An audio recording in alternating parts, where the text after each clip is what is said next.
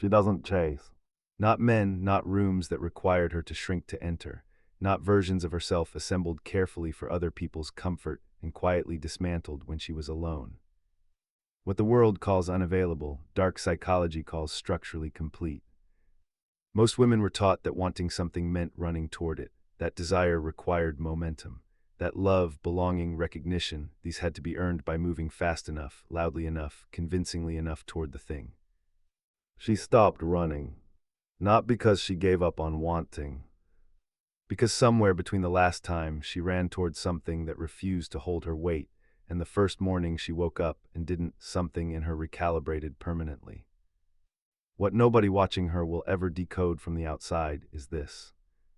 Her stillness is not a strategy. Her silence is not damage wearing the costume of strength. Her selectiveness is not something she learned from a video about high-value women. It is a psychological architecture that took years, sometimes decades, to build, and it now operates invisibly below the surface of every room she enters, every conversation she allows, every person she decides is worth her frequency. Carl Jung spent decades tracking a specific shift in the people he worked with. He called it individuation, the moment the psyche stops organizing itself around external performance and begins existing entirely on its own terms. He described its effect on the people around her precisely. They sensed they had lost something they could not name. They had lost leverage. You were never cold, you were done performing access you hadn't decided to give. There is no going back from this. 6 hidden powers live inside this psychology. Each one was built differently, each one runs deeper than it appears, each one carries a cost nobody talks about. Here is what yours actually means. Jung's individuation framework identifies a specific, irreversible structural change, the point at which the self stops being organized by external perception and begins operating from internal sovereignty. He did not describe this as something a woman chooses like a resolution. He described it as a rewiring so complete that returning to the previous architecture becomes psychologically impossible. 6 powers, 6 paths, 1 sovereign territory. She does not walk into rooms, she arrives in them. The difference is felt before it is understood. Presence is not availability. She mastered the difference before anyone taught her there was one. Jung's work on individuation describes the loosening of identification with the persona, the performed self a person constructs to manage how they are received. When that performance finally falls away, what remains is not emptiness. It is the actual person. And the actual person, undiluted, unperformed, unapologetically present, registers differently in a room than anything performed ever could. The psychology behind this begins not with a single event, but with an accumulation. She performed her presence long enough, entered rooms performing warmth, performed availability, performed a version of herself calibrated for other people's comfort, that the performance finally collapsed under its own weight. What emerged from the wreckage was not broken. It was real. She does not try to be felt in a room. She simply is. That is not a small distinction. That is the entire architecture of why certain women are unforgettable before they have said a word. The cost of this is specific and architectural. The same gravity that makes her presence felt also makes some people deeply uncomfortable, people who have been trained to expect performance and find genuine presence destabilizing. She loses certain rooms simply by entering them without apology. Some of those rooms were never worth entering. She was never hard to find. She was just impossible to misread twice. She is not passive, she is pressure-formed. There is a difference most people will never understand. Research on solitude and emotional self-regulation consistently finds that people who are genuinely comfortable being alone, not avoidant, not shut down, but actually at rest in their own company, show more stable self-regard and stronger regulation under social pressure than people whose self-concept depends on external input. Not 30%, not half.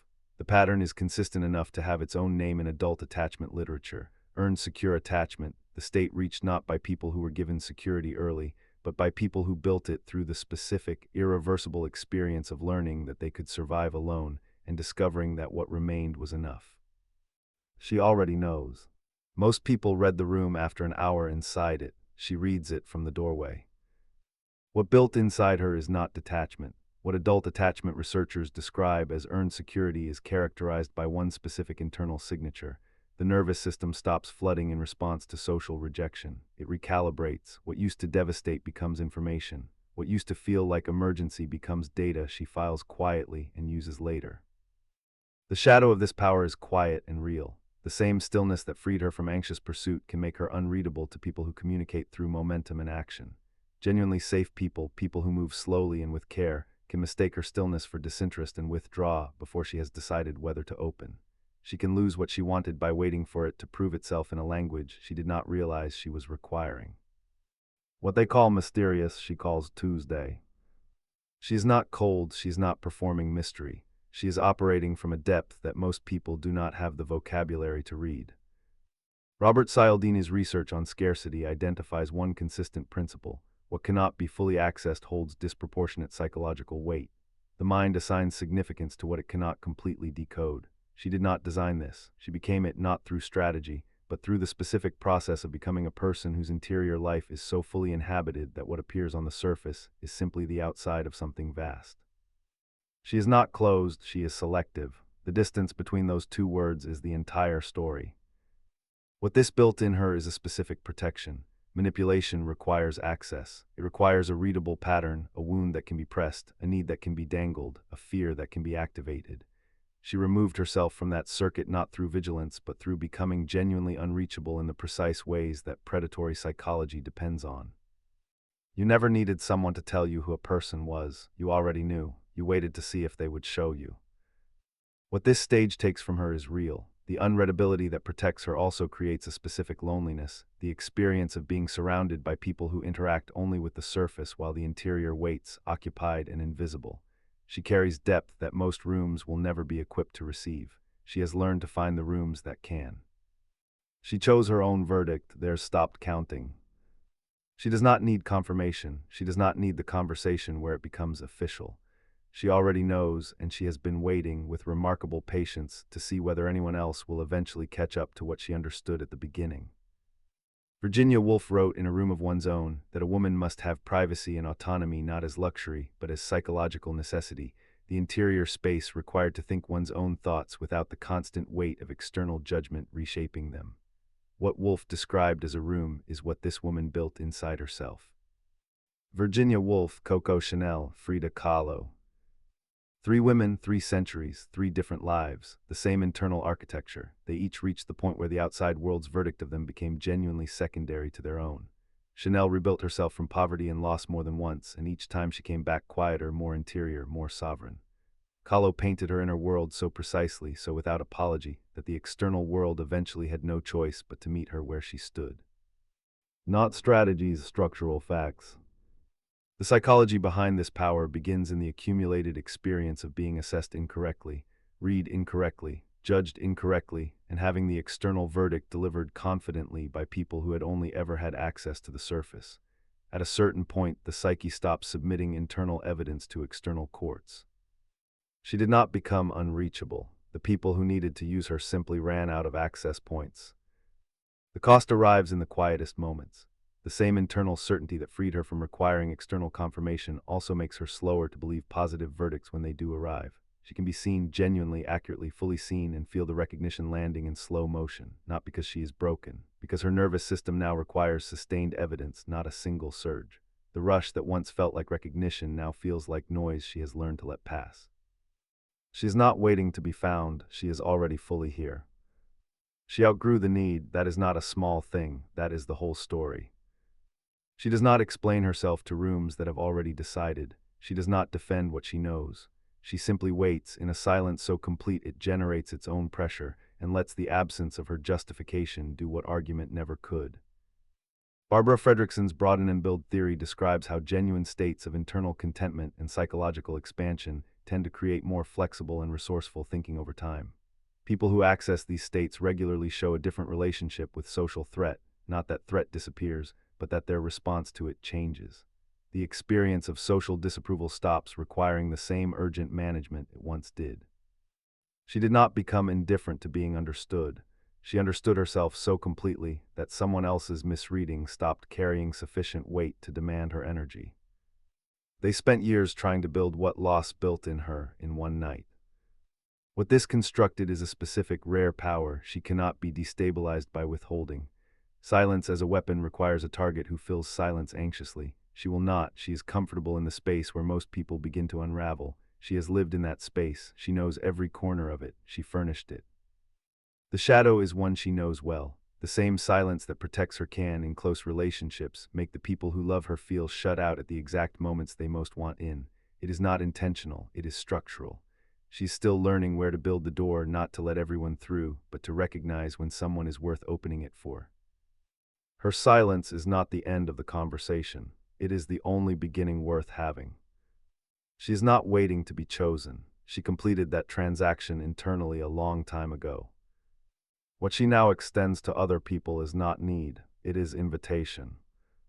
An invitation, psychologically, is the most powerful thing she has ever offered anyone. Jung described the endpoint of individuation not as the absence of desire, but as the decoupling of desire from desperation. She can want deeply, choose consciously, love fully, all without the structure of her self-worth depending on the outcome. She is prior to it, she exists before it, she will exist completely after it. The psychology behind this final power begins not in one moment, but in the accumulated evidence she collected about herself, in the moments when no one was watching, when no one was confirming, when she showed up for herself anyway, and discovered through the specific weight of that evidence that she was someone worth being. She always had it. The cost is the one nobody talks about. The same internal completeness that ended her chasing also creates an entry threshold that genuinely worthy people, people who are not game players, people who move slowly and with care, have to work harder than they expect to cross. Not because she means to make it difficult, because the architecture she built was designed without a specific entrance for safety. She is learning to recognize it when safety knocks. She is learning to open before it walks away. She chose herself not as consolation, as the foundation of everything. 6 powers, 6 architectures, 6 completely different paths converging at the same territory. Selective presence, magnetic stillness, unreadability, the witness, strategic silence, chosen first. They are not the same woman, but they carry the same signature. What connects every single one of them is this: at some point, through exhaustion, through loss, through the slow and irreversible process of becoming, each one crossed a threshold that cannot be uncrossed. She stopped organizing her life around external approval, and what filled the space that left behind was not emptiness. It was white. The psychological kind, the kind that makes a room feel different when she enters it, the kind that cannot be performed because it was not built through performance. It was built through the opposite, through the long, quiet work of becoming someone who does not need the room to confirm her. She always had it. Her power was not given. It was built in the silence after she stopped asking for it, constructed in the space between the last time she ran towards something that didn't run back and the first morning she didn't. She does not chase because she has already arrived. Not at perfection, not at invulnerability, at herself, completely, irreversibly, without apology. The only question left is not whether you carry this. You always have. The question, the only one worth asking now, is what you decide to build with it. You decide, you move on your own terms. That is psychological sovereignty, and it has always belonged to you.